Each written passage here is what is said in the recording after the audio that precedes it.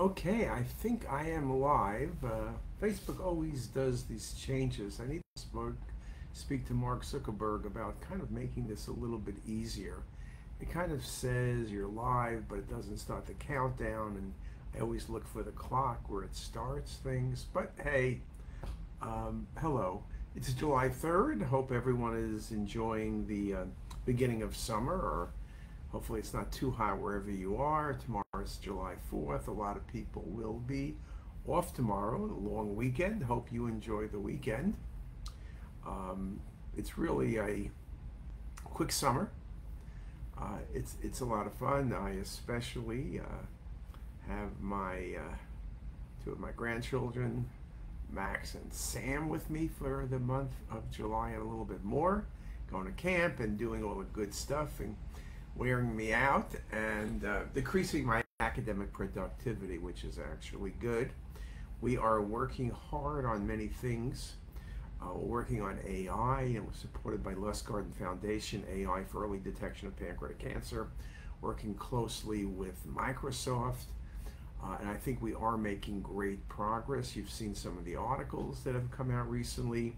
We're doing a lot of really strong work with radionics. We're working with the University of Pittsburgh. We're working with the Microsoft team. I think there's lots of opportunity. I'm very excited about this coming academic year, and I hope you guys are as well.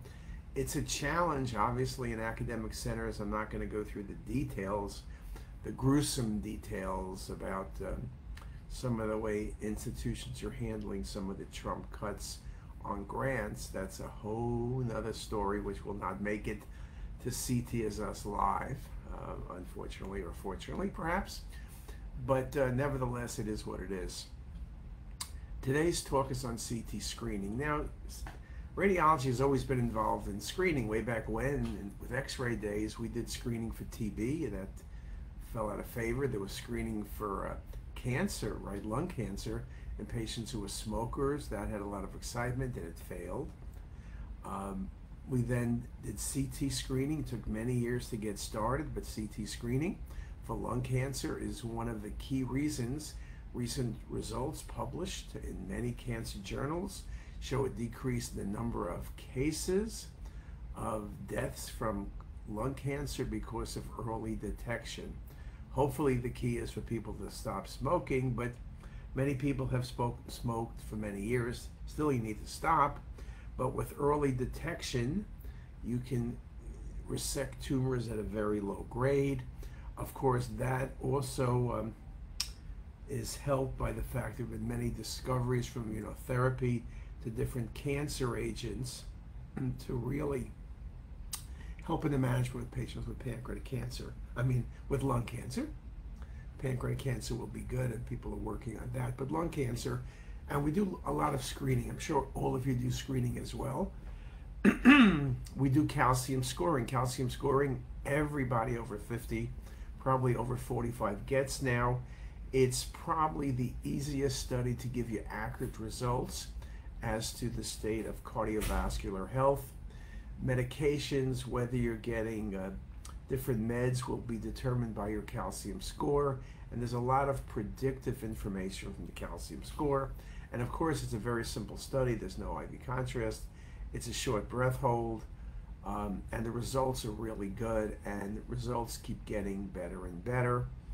AI is looking at that and trying to predict and look at not just the amount of calcium, but distribution of calcium. And that may also prove to be very helpful as we look forward into the future.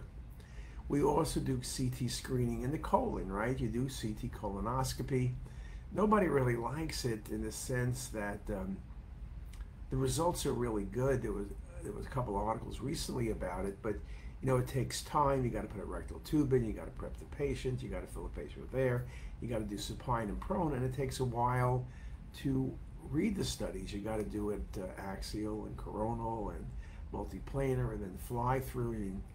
You're getting paid like you're doing a non-contrast chest or a non-contrast abdomen, and you're spending 10 times longer doing the study. So that always is a challenge, but we are doing that.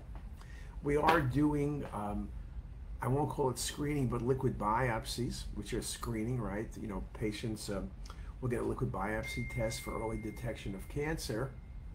And the thing about that is once you find the positive studies, you have to use CT and then PET perhaps to determine whether or not there is a cancer and where it is. And so CT is very strong as part of this whole area of scanning for screening with liquid biopsy.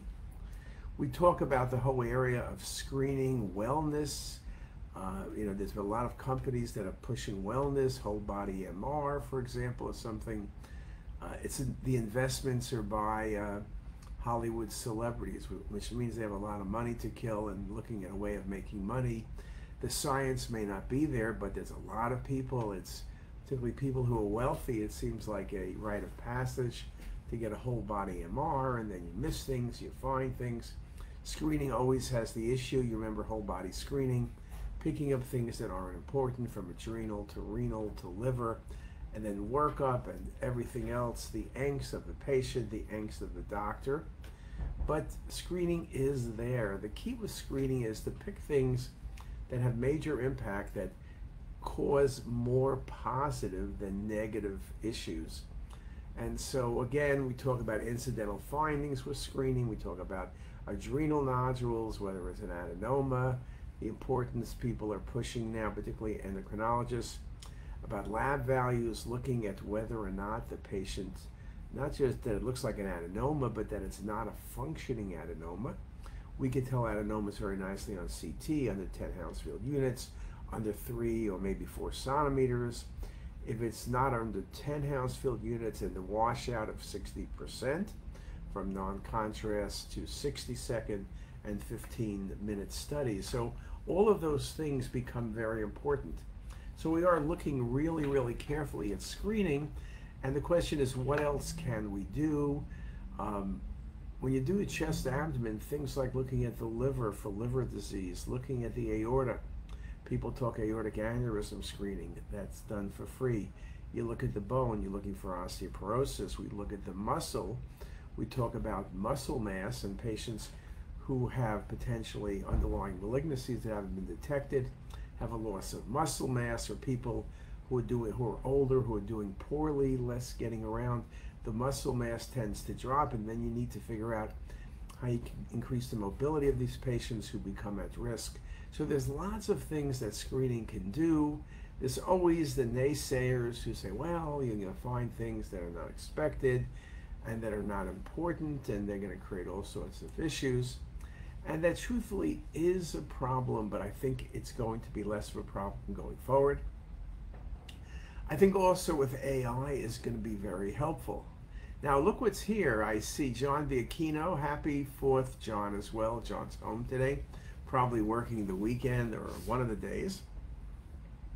And Lydiana, you keep saying you're going to call me. Lydiana's in New York, Upper East Side, I think. Hope everything is going well there with you and family.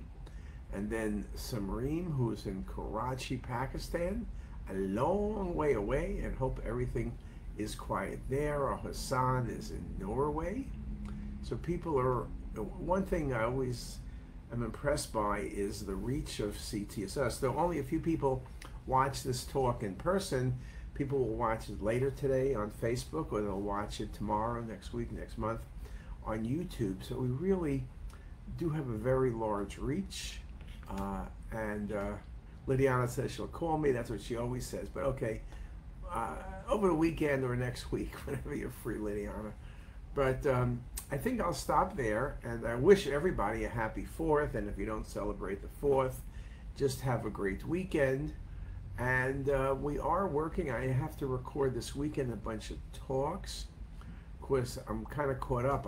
Sometimes I'm ahead, and I am ahead. I've dictated or recorded a whole bunch of stuff through the end of this month or beginning of August. I have a bunch of new talks coming out, so I'm going to record them this weekend. And then in the fall, I have a number of places I'm going to speak: UCSD, ESI in Las Vegas, you know, places, things like that. and the meeting in Orlando with, so I think that I have a bunch of talks, and I'll update some of the talks I've given in the past.